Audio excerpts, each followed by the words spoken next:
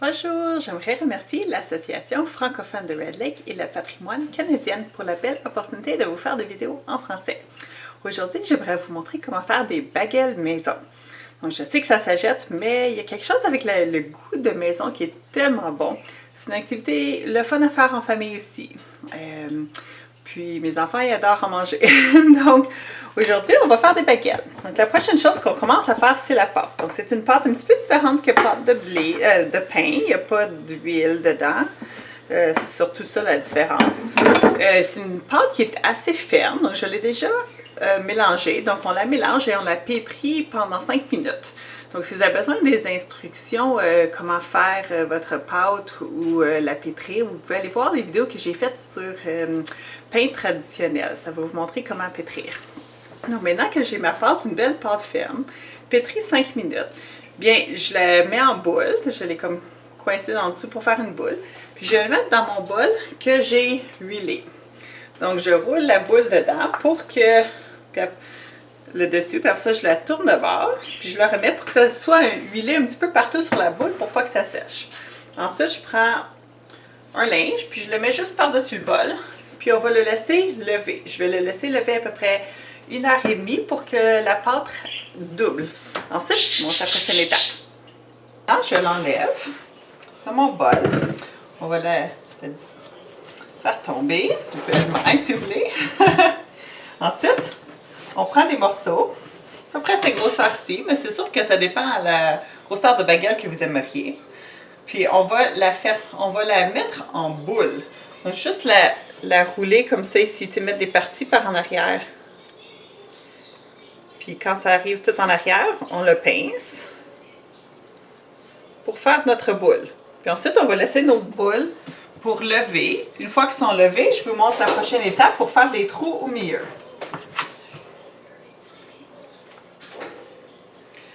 Donc, encore une fois, je fais mes boules. Vous pouvez faire comme ça ici si vous voulez aussi, juste écraser en cercle, puis après ça,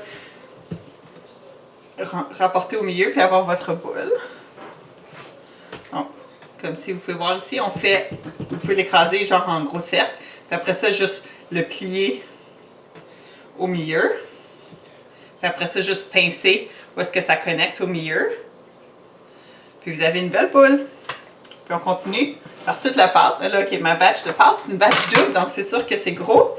Vous en aurez un petit peu moins. Si vous faites une batch simple, ça serait 12 à 18 baguettes. Boules. Donc voilà, j'ai fait mon cercle plié au milieu. Je pince en arrière. Je le mets ici pour lever. Puis je continue jusqu'à la fin. Puis on va le laisser lever jusqu'à ce que ça le double à grosseur à nouveau. Puis je vous reviens pour la prochaine étape. Une fois que nos baguettes sont bien levées, la prochaine étape, ça va être de faire le trou au milieu. Donc pour ça, on prend une boule et tu utilises tes doigts pour pincer un trou dedans. Donc je pince un trou au travers. Vous voir le petit trou qui a commencé. Puis on va l'étirer. Donc là, ça va regonfler un petit peu en cuisant. Donc vous voulez un trou assez gros pour qu'il y ait de l'espace pour que ça lève à nouveau. Donc, on fait comme ça. Puis, on va le faire avec toutes les boules au travers. Et on l'étire. Et voilà. N'ayez pas peur de faire le trou assez gros parce que vraiment, on va le laisser relever 10 minutes avant la prochaine étape. Puis en plus, ça va lever plus dans le four.